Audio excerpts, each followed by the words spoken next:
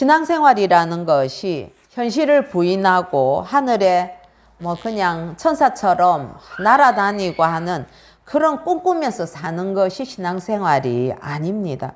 우리에게 있어서 생명이 있는 한 현실 속에 발붙이고 사는 동안에 우리는 매 순간 선택을 해야 됩니다. 어떻게 사는 게 하나님의 사람으로서 합당한 삶인가? 또 내가 하나님 뜻에 합당한 생각과 말과 태도를 가지고 있나? 끊임없이 고민하면서 선택하는 그 과정이 우리 신앙생활의 총체라고도 할 수 있을 것입니다. 그런 의미에서 우리가 영적인 사람으로 살아가는 데 있어서 반드시 영적인 전쟁이 우리 삶 가운데 있게 되지요. 우리 안에서도 내면적인 영적 전쟁도 있지만 이처럼 사회적인 이런 여러 가지 문제들, 이런 것들은 바깥에서 오는 공격이 되는 것입니다. 그렇기 때문에 우리는 정말 주님이 부르시는 그날까지, 주님 앞에 가는 그날까지 끊임없이 그리고 끈질기게 또 이 순간순간마다 하나님은 뭐라고 말씀하시는가, 그 뼈에 사무치도록 우리가 하나님의 그 말씀을 붙들고 기도의 무릎으로 나가야 합당한 우리의 모습이 됩니다. 지난 주간에 우리가 이 디모데서 앞부분 4장 1절에서 5절까지를 상고했습니다. 교회 안에는 잘못된 가르침이 들어와 있었습니다. 그 당시에 이미 그런 그 이단들이 아주 이 교회 안을 어지럽히고 있었던 것이죠.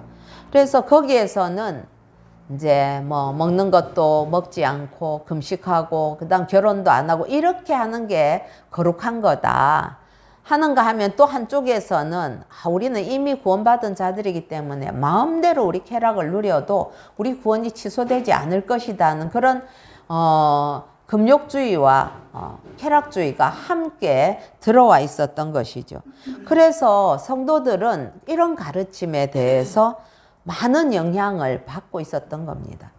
그래서 지난 앞부분에서는 진정한 거룩함이라는 것이 그렇게 뭘 안 먹고 결혼 안 하고 그게 거룩한 것이 아니다. 하나님께서 지으신 것은 모든 것이 선하기 때문에 먹는 문제나 이런 거에 있어서도 감사로 받으면 되고, 정말 우리가 거룩해질 수 있는 것 말씀과 기도로 거룩해지는 것이다. 그런 말씀을 우리가 나누었었죠. 오늘 본문은 그걸 바탕으로 해서 교회의 지도자, 즉 예수 그리스도의 좋은 일꾼이 되려면 어떻게 해야 하는가를 이야기하고 있습니다. 구원은 예수 그리스도를 믿음으로 단번에 이루어지지만은 거룩이라는 이것은 오랜 시간의 훈련을 통해서 이루어지지요. 그래서 우리가 이것을 날마다 내 죄를 죽이고 내 안에 예수 그리스도가 살도록 하는 이 삶의 과정, 이 여정을 성화라고 합니다. 이게 뭐겠습니까? 하나님을 닮아가는 과정이 성화라고 할 수 있는데, 여러분 이게 바로 경건과 관련되고, 경건이라는 것이 겉으로 드러나는 모습이 아니라 우리가 이 복음의 말씀을 붙들고 신앙을 고백하고 살아가는 모든 과정이 경건이라고 했었죠. 경건의 이 의미를 한번 살펴보면은요, 오늘 이 단어는 성경에 68번 나옵니다. 그런데 국어 사전에 보면은 이 경건이란 단어에 대해서 마음이나 태도가 어떤 것을 받아들일 때에 공경하고 삼가고 엄숙함, 이걸 경건이라고 표현을 하고 있고, 신학 사전에는 하나님께 자기의 전부를 드리려는 절대 귀의의 감정 또는 의지로 하나님을 기쁘시게 하려는 생활과 말씀에 충실하려는 심정을 뜻한다. 아주 정확하게 이렇게 표현을 하고 있습니다. 그래서 경건이라는 것은 결국은 하나님의 거룩하심을 닮아가는 것, 이걸 경건이라고 할 수 있는 거죠. 그러나 여러분, 우리가 죄로 얼룩진 인간이 아니겠습니까? 아주 우리는 타락을 해도 완전히 인간의 그 타락은 완전한 타락으로 우리가 고백할 수밖에 없는데, 그런 죄로 얼룩진 인간으로서 절대자이신 그 하나님을 닮아간다는 것은 사실은 우리의 능력으로는 불가한 일이죠. 그렇기 때문에 하나님께서는 예수 그리스도를 우리에게 보내주셨던 것입니다. 경건이라는 것은 이처럼 하나님 앞에 선다 하는 그런 임재의식, 호람데오의 그러한 정신을 늘 기억하는 것과도 같습니다. 그래서 날마다 쉬지 않고 나 자신을 하나님 앞에 세움으로 인해서 하나님을 닮아가려고 하는 그 태도야말로 진정한 성도의 아름다운 삶의 모습이다. 그렇게 할 수 있습니다.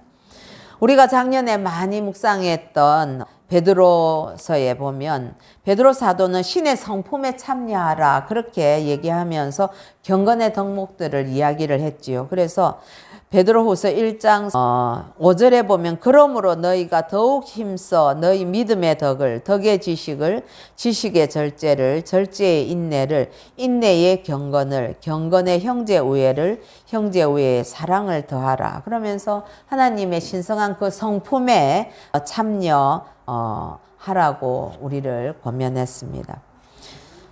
칼빈은 기독교 강요에서 경건에 대해서 이렇게 얘기를 했습니다. 경건이라는 것은 하나님이 베푸시는 온갖 유익들을 아는 데서 생겨나는 바 하나님에 대한 두려움과 그를 향한 사랑이 하나로 결합된 상태를 뜻한다. 그렇게 얘기하거든요. 그래서 이 경건이라는 것은 그 경외한다 하는 이런 의미도 같이 들어있지요. 그래서 두려움과 더불어서 하나님을 향한 사랑이 함께 있는 것입니다. 영국의 윌리엄 바클레이 목사님은 이스라엘을 100번 이상 여행을 하시면서 주석을 쓰셨는데요. 헬라어로 경건은 유세베이아라고 하는데 하나님을 숭상하고 사람을 존경하며 자신을 귀하게 여기는 태도를 나타내는 말이다. 즉 이게 성결함을 지켜가는 그런 사람을 경건하다고 할 수 있다는 그런 표현이 되겠습니다. 여러분, 우리도 한번 생각을 해보십시다. 경건한 거, 겉으로 이렇게 행위적인 것이 아니라 내가 내 스스로가 존귀하다. 나는 누구로부터 비롯되었는가? 하나님으로부터 비롯되었고, 나를 위해서, 나 같은 거 위해서 예수님이 그 십자가에서 대신 값주고 사신 존재가 바로 나다. 자기 자신이, 나 자신이 얼마나 귀한지를 안다면, 가치 있는 존재인가를 안다면 우리가 스스로를 어떻게 더러운 죄악에다가 방치를 할 수가 있겠습니까? 그래서 경건은 거룩한 생활이고 경건과 가장 유사한 단어로는 거룩을 들 수가 있을 겁니다. 우리가 잘 아는 말씀, 우리 레위기 11장 44절에 보면 나는 여호와 너희의 하나님이라 내가 거룩하니 너희도 몸을 구별하여 거룩하게 하고 땅에 기는 길짐승으로 말미암아 스스로 더럽히지 말라. 우리도 우리 몸을 구별해서 거룩하게 하라고 그렇게 말씀하죠. 그런가 하면 야고보 사도는 우리가 가진 그러한 경건 개념과는 좀 다르게 이야기를 합니다. 야고보서 1장 27절에서는 하나님 아버지 앞에서 정결하고 더러움이 없는 경건은 곧 고아와 과부를 그 환난 중에 돌보고 또 자기를 지켜 새 속에 물들지 아니하는 그것이다. 그렇게 말씀을 했거든요. 즉 경건이라는 것은 하나님께만 하나님을 대한 것이라고만 생각하면 잘못이라는 겁니다. 거룩하고 경건하고 이거는 하나님과 관련되어 있는 것에만 해당하는 단어다. 그게 아니라는 것이죠. 그리스도인의 정체성은 두 발은 땅을 딛고 있지만은 어디를 향해서 사는 사람입니까? 하늘을 향해서 사는 사람이지요. 그래서 이 땅에서 가난하고 병들고 소외당하고 외롭고 고통 중에 있는 이웃을 사랑으로 돌보는 것이 경건이라 하는 그런 말이 되겠습니다. 그래서 그걸 경건의 사회성이다 이렇게 표현을 할 수가 있죠. 한국 교회가 때로는 사회로부터 세상으로부터 지탄을 받는 그런 요소가 있다면 그 이유 중에 하나가 하나님을 믿는다고 하면서도 이웃의 고통에 대해서 무관심한 것처럼 보일 때 세상은 비난을 하게 됩니다. 그게 이제 바로 경건의 사회성이 약해졌기 때문입니다. 그러나 반면에 이번에 저는 거룩한 이 방파제 운동, 이것은 경건의 사회성이 강화된 그런 사례라고도 볼 수 있을 것입니다. 이처럼 경건이라는 것은 하나님의 성품을 닮아서 거룩해지는 것과 더불어서 이웃을 사랑하는 것, 이게 경건의 범주 안에 다 들어오는 것이죠. 사랑하는 성도 여러분, 죄인과 종과 고아와 과부가 누구겠습니까?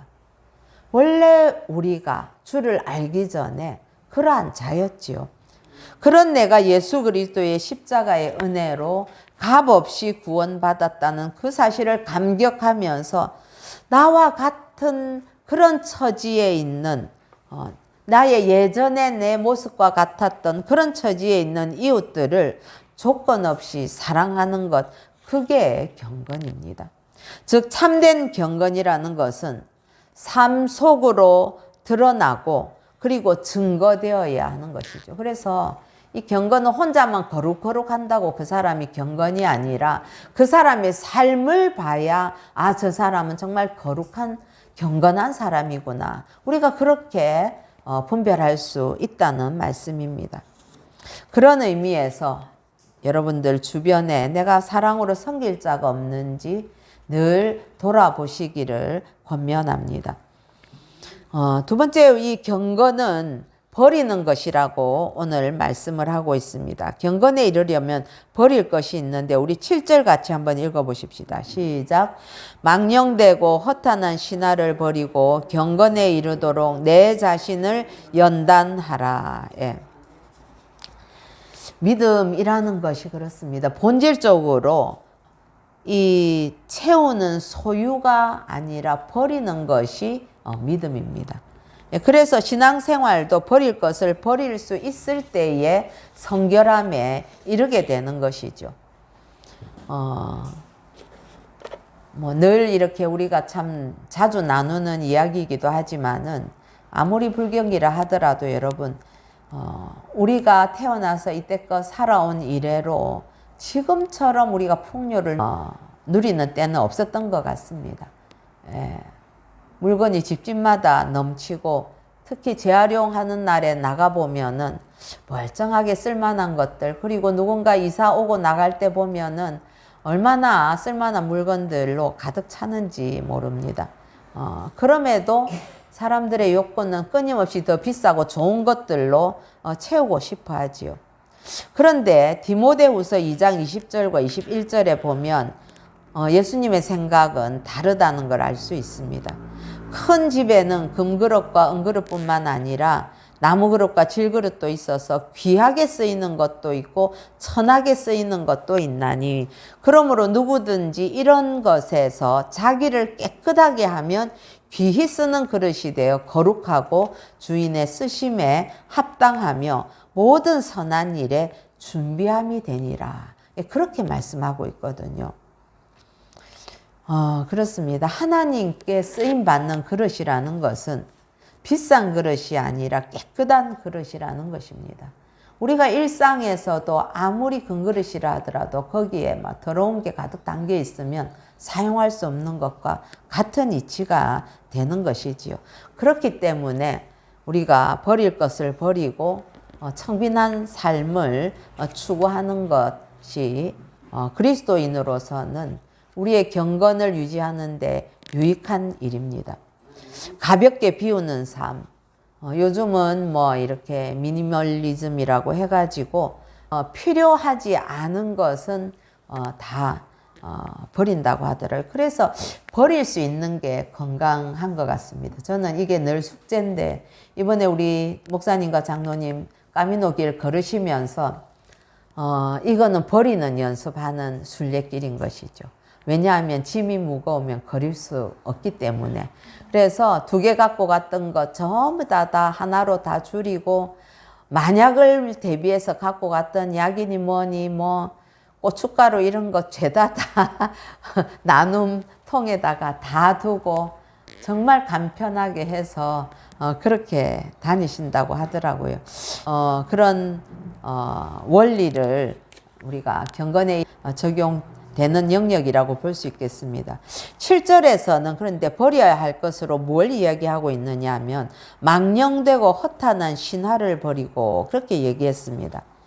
이 당시에 지난번에 베드로서 할 때도 말씀드린 적이 있는데 이 망령되고 허탄한 신화, 이게 그 당시 사람들이 무언가를 공부한다고 하면 신화를 공부하고 그 신의 계보를 공부하고 하는, 그런 게, 그 수많은 신들이 있었기 때문에 그게 신학이어서, 신학이라는 단어의 그 기원이 바로 이런 신화의 족보라는 데서 비롯된다라고 말씀드린 적이 있죠.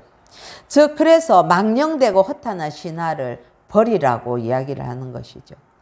특히 세상 사람들은 성공이나 출세와 부와 명예에 대해서 망령되고 허탄한 신화를 사모하면서 꿈을 꾸게 됩니다. 그러나 그것은 경건의 연단이나 훈련에는 아무런 유익이 없습니다. 이단적이고 무익한 거짓 교훈과 세상에 불필요한 교훈들도 우리는 과감히 선별해서 버릴 수 있어야 합니다. 특히 그 당시에 에베소 교회에 거짓된 유대주의자나 영지주의자들이 들어와 있었다고 했었죠.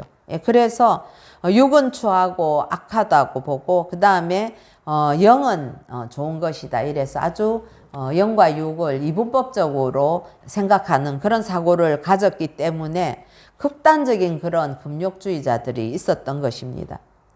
물론 우리가 신앙생활하고 경건한 삶을 살아갈 때에 절제는 중요하지만 그것이 금욕주의로 나간다든지 그게 자기 의가 되어서는 안 되는 것이지요. 디모데전서 4장 1절에서 3절에 아까 말씀드린 이런 내용들, 우리가 지난주에 묵상했던 그런 내용들이 다 있습니다. 그런데 바울은 로마서에서 버려야 될 것에 대해서 좀 더 구체적으로 이야기를 합니다. 로마서 13장 13절에 보면 낮에와 같이 단정히 행하고 방탕하거나 술 취하지 말며 음란하거나 호색하지 말며 다투거나 시기하지 말고, 지금 뭘 버리라고 이야기를 합니까? 방탕, 술 취함, 음란, 호색, 다툼, 시기 등 육신의 정욕을 버리라고 이야기를 하고 있지요. 이런 것들을 해결하지 않고 그리스도의 향기가 날까요? 하나님의 성품이 이런 거 해결이 안 되는데 하나님의 성품이 드러날 수가 있겠습니까? 행여라도 이런 죄 가운데 있고 죄에 대한 그 죄책감을 전혀 갖지 않고 하나님이 용서해 주시겠지, 난 그래도 구원 받을 거야, 그런 안일한 생각을 갖고 있다면 그건 잘못된 생각입니다. 여러분, 그거는 착각일 수 있다는 사실을 두렵게 받아들여야만 할 것입니다. 이게 뭐 행위로 구원받는다 그런 의미가 아닙니다. 내가 정말로 주를 그리스도로 고백한다면 마땅히 내 삶의 행위에서 성령의 열매들이 맺히게 되고 그런 좋은 성령의 은사들이 드러나게 되는 것이거든요. 그래서 우리가 그런 문제로 고민하고 어려움이 있다면 그건 당연히 하나님 앞에 그 문제를 가지고 나가서 회개하면서 이 문제를 해결해 나가야만, 그래야만 우리가 경건한 삶을 누릴 수 있는 것이지요. 이처럼 이단 사설이나 세상 풍조, 육신의 정욕도 십자가에 못 박고 예수 그리스도로 살아가는 저와 여러분 되시기를 예수님의 이름으로 축복합니다. 예, 경건에 있어서 버릴 게 있었다면 이번엔 취할 것이 있습니다. 우리 6절 같이 읽어보십시다. 시작. 내가 이것으로 형제를 깨우치면 그리스도 예수의 좋은 일꾼이 되어 믿음의 말씀과 내가 따르는 좋은 교훈으로 양육을 받으리라. 예수의 좋은 일꾼이 해야 되는 일은 믿음의 말씀과 바른 교훈을 가르쳐야 되는데 6절에 보면은 가르치라 이런 단어들보다 좀 더 강력한 단어를 쓰고 있죠. 깨우치면, 예, 그렇게 말하고 있습니다. 이거는 가르친다는 것은 어떤 면에 있어서는 상당히 이렇게 좀 수동적일 수 있지만 이 깨우친다는 것은 한 수 위, 정말 깨달아서 터득하게 되는 데까지 이르는 것이니까, 예, 이거는 더 깊은 그런 그 애정을 가지고 가르치는 걸 의미하겠습니다. 기독교 영성에 있어서는 비우는 것 이후에는 반드시 채움이 있어야 됩니다. 예, 제가 여러 번 이거는 참 강조하게 되는 건데요. 무엇으로 채우게 됩니까? 우리가 십자가 앞에 나의 모든 죄짐을 다 내려놓고 그렇게 주님 앞에 빈 마음이 되면 거기에 누가 임재합니까? 주님이 임재하시죠. 거룩으로 채워지는 것이죠. 그리스도로 채워지는 것이죠. 성령으로 충만히 채워져야 하는 것입니다.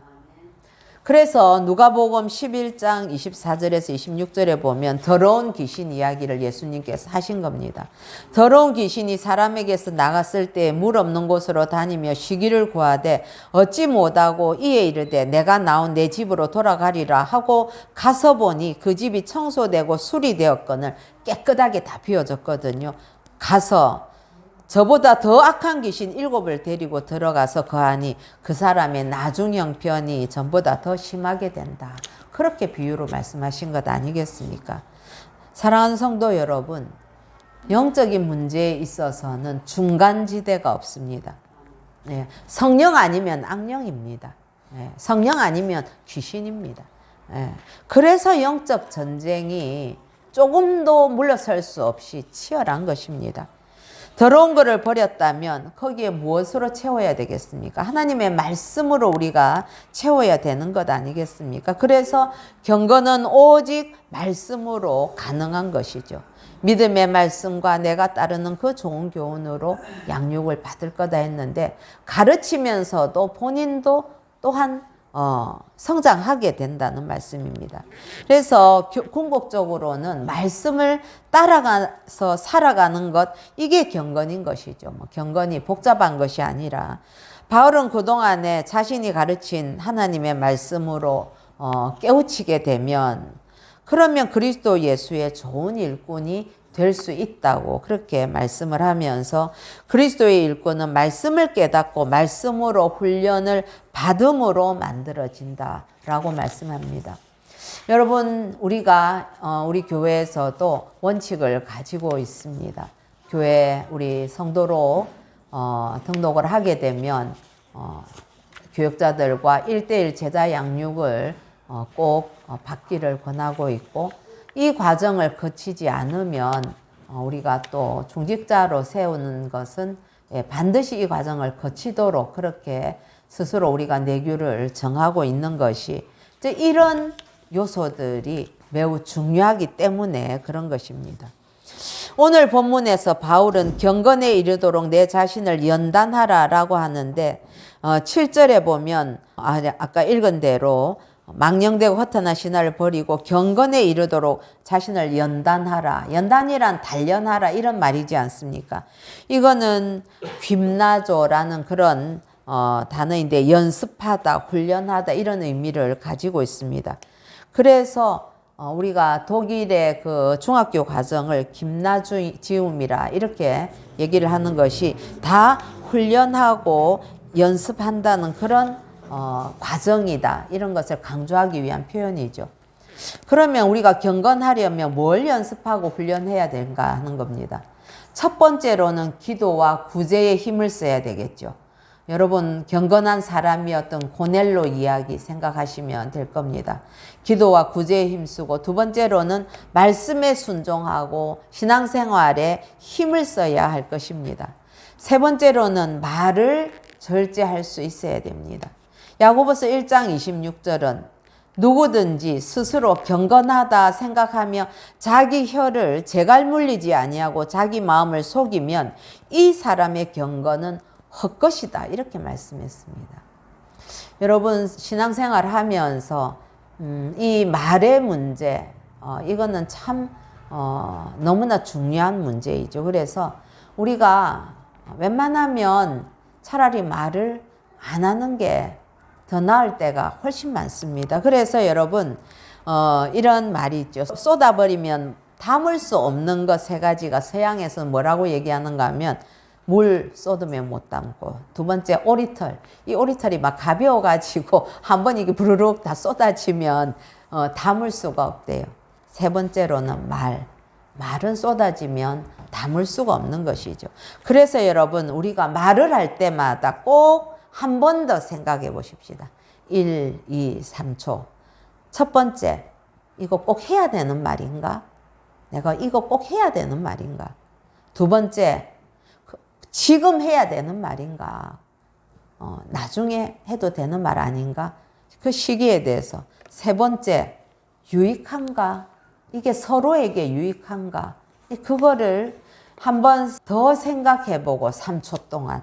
그리고 말을 하면 처음에는 감정이 섞여 있는 상태에서 시작하려고 했다가 심호흡 한번 하는 동안에 이런 거 딱 한번 생각해 보면 말의 실수가 줄어들게 되는 것입니다. 네 번째로는 정직의 훈련해야 됩니다. 경건한 자가 세상에서 끊어졌고 정직한 자가 사람들 가운데 없도다. 무리가 다 피를 흘리려고 매복하며 자기 그물로 형제를 잡으려 하고. 미가서 7장 2절의 말씀인데요. 여러분 정직한 사람이 경건한 사람입니다. 정직은 경건에 없어서는 안 되는 요소지요. 예. 차라리 내가 상황들이 바른 말 할 수 없고 정직할 수 없는 상황이면 차라리 입을 닫으세요. 예. 그게 지혜로운 겁니다. 그래서 그리스도인이면서도 우리가 한 번도 거짓말을 안 하고 어떻게 살 수 있겠습니까? 또 때로는 뭔가를 참 선한 의도를 가질 수도 있죠. 그럼에도 불구하고 그리스도인들이라면 정직에 대해서는 내 신앙적인 생명을 내어놓겠다라는 결단을 가지고 정직을 생활화해야 됩니다. 이 거짓말이라는 것이 한 번, 두 번 하게 되면 습관이 되더라고요. 예, 쉽게 거짓말이 됩니다. 그래서 여러분들 말 많이 하는 것 중요하지 않지요. 행여라도 내가 하는 이 말이 상대를 이렇게 좋게 하기 위해서 하는 말일 수도 있는데, 그러나 그때마다 이게 거짓된 것이 오히려 더 나은가 하는 거는 우리가 생각해 봐야 될 문제라고 생각합니다. 정직이야말로 경건의 필수 요소이죠. 다섯 번째로 주님을 의지하는 훈련입니다. 시편 86편 2절에 보면 나는 경건하오니 내 영혼을 보존하소서, 내 주 하나님이여 주를 의지하는 종을 구원하소서, 이렇게 고백을 하고 있습니다. 그래서 우리가 매사에 경건한 성도가 되기를 원한다면 내 힘으로 하려고 하는 것이 아니라 우리 주님께 온전히 의뢰하고 의지하는 것을 훈련해야 되죠. 내 걱정 근심 있을 때 우리 주님께 토스하는 거, 그런 훈련도 필요한 것입니다. 그 다음에 주님 뜻대로 사는 훈련이 있어야 됩니다. 요한복음 9장 31절에 보면 하나님이 죄인의 말을 듣지 아니하시고 경건하여 그의 뜻대로 행하는 자의 말을 들으시는 줄을 우리가 아나이다. 여러분 우리가 얼마나 착각할 때가 많습니까? 내가 내 뜻대로, 하나님 뜻대로 안 하고 내 마음대로 하면서도 하나님이 내 기도를 다 들어주실 거야. 예, 그건 경건한 태도가 아니고 그 하나님 우습게 보는 거죠. 예. 자, 그런가 하면 우리가 경건에 이런 우리 훈련들로 채워야 되고, 이 경건에는 오늘 말씀에서 보면은 8절 한번 읽어 보십시다. 경건에 유익이 있다고 말씀합니다. 시작. 육체의 연단은 약간의 유익이 있으나 경건은 범사에 유익하니 금생과 내생에 약속이 있느니라. 아멘. 예. 육체의 연단 유익이 참 많습니다. 특히 요즘 같아서는 우리는 육체를 연단하기 위해서 많이 이렇게 노력하고 관리해야 됩니다. 하나님께서 주신 몸이기 때문에 건강하게 관리해야 되지요. 이게 필수 조건이기도 합니다. 요즘은. 예, 그런데 육체의 유익은 그렇게 약간의 유익이라고 말하는 반면에 경건은 범사에 유익하다고 합니다. 뿐만 아니라 금생과 내생의 약속까지도 있다고 이야기를 하지요. 왜 이런 이야기를 하는가 하면 그 당시에 보면 전부 다 육신을 아주 숭상하는 그런 시대였기 때문에 몸을 엄청나게 검투사나 이런 사람들, 이런 분들이 막 다 이렇게 단련하고 이래서 올림픽이 그때 이미 있었으니까요. 그런 대회나 이런 데에 나가려고 육체 단련하다가 죽기도 하는 사례가 많았다고 전해지고 있거든요. 예. 그랬는데 그것도 올림픽 가서 그 월계수 2% 된 그 면류관을 얻었다고 해가지고 그거 전부 다 사라지는 것 아닙니까? 사람 동상을 세워주고 이러니까 사람들이 목숨 걸고 열심히 했지만 그 동상인들 영원한 것이겠습니까? 그러나 경건은 범사에 유익하고 금생과 내생에 약속이 있다. 그렇게 얘기를 하죠. 금생에는 그러면 범사에 뭐가 유익한가 하면 여러분 우리가 사랑하는 말씀이죠. 마태복음 6장 33, 4절. 그런즉 너희는 먼저 그의 나라와 그의 의를 구하라. 그리하면 이 모든 것을 너희에게 더하신다고 했습니다. 그래서 염려하지 말라고 했죠. 한날 괴로우면 그날로 족하니까. 즉 금생에서는 하나님께서 우리에게 필요한 것을 다 아시고 주신다고 약속하시면서 염려를 걷어가신다고 약속해 주셨습니다. 예. 그리고 화평도 주시지요. 또한 진리 안에 거하고 자유를 누리게 됩니다. 그러나 내생에 대한 약속은 뭘 의미하겠습니까? 바로 영생을 의미합니다. 내생에 대한 약속에서 우리는 경건의 중요한 역할을 발견하게 되는데 이게 심판의 어떤 기준이 될 수 있다는 겁니다. 예. 베드로후서 2장 5절과 6절에 보면 옛 세상을 용서하지 아니하시고 오직 의를 전파하는 노아와 그 7 식구를 보존하시고 경건하지 아니한 자들의 세상에 홍수를 내리셨으며 이게 심판에 대한 조건이 되는 거죠. 기준이 되죠. 소돔과 고모라 성을 멸망하기로 정하여 죄가 되게 하사 후세에 경건하지 아니할 자들에게 본을 삼으셨다. 여러분 경건이라는 것은 하나님께서 행하실 그 심판의 기준이 될 수 있다는 사실을 우리는 기억해야만 합니다. 사랑하는 성도 여러분, 저도 여러분도 기왕에 예수 믿는 거 예수를 따르는 자로 살기로 우리가 결단했다면 예수님을 닮아가는 것 매일매일 그렇게 닮아가는 게 우리의 기쁨이고 목표이지 않겠습니까?